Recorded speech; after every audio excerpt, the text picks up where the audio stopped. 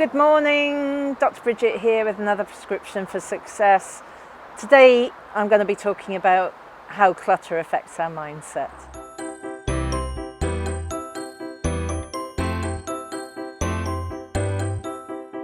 Last week I was talking about loops, where we open a loop, which is a project or a bit of training, and then our mind follows that loop because it wants closure and it's an incomplete conclusion. And I was also talking about how because I'm an ideas person, I like to have a lot of loops open because I'm always thinking, oh, I could do this, I could do that, I could do that, and I start them and never finish them. And my family will tell you that, I do have a bit of an issue with clutter that's always been there. So I think that quite often when you see people on Zoom and, I've been training, and quite often there is a lot of clutter, so I don't think I'm the only one, but I was just wondering, how does it affect people's mindset? So if there's too much to process sort of visually in our environment, then maybe that decreases our motivation because we don't know where to look for things.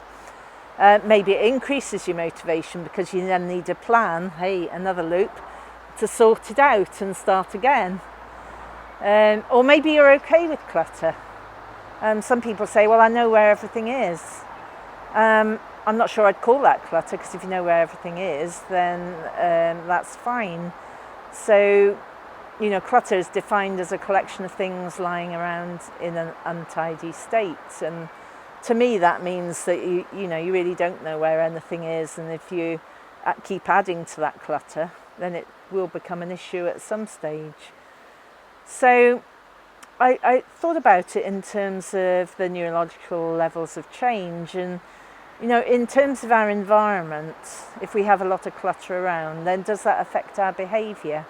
Well, it certainly affects mine, because I'm not sure where things are and what to do next.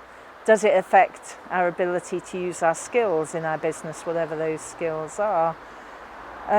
Is it associated with negative beliefs? So have I labelled myself as someone that's just generally untidy? Do I have negative beliefs that I'll never get sorted? Is it interfering with values? So if someone had a value of freedom and they were constantly surrounded by clutter, does that affect their ability to tick their values? In terms of our identity, we then maybe think, well, that's just us, which is not useful. And maybe it stops us from reaching our purpose as well.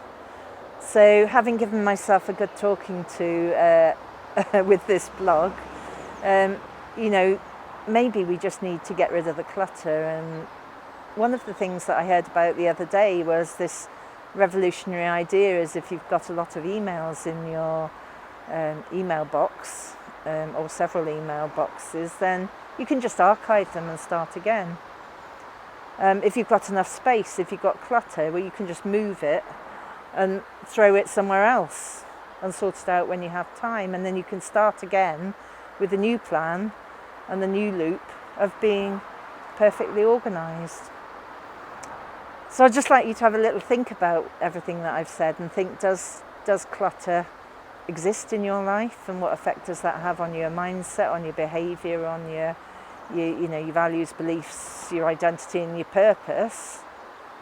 Or are you fine and completely organised, in which case I'd love to talk to you. So if it's your mindset that's getting in the way of you stopping getting organised, give me a shout and we can sort that out. So I shall see you next week. I'm off to sort of tidy everything here, and oh look, gosh, even got a bar of chocolate down in the bottom of there. Lovely. See you next week.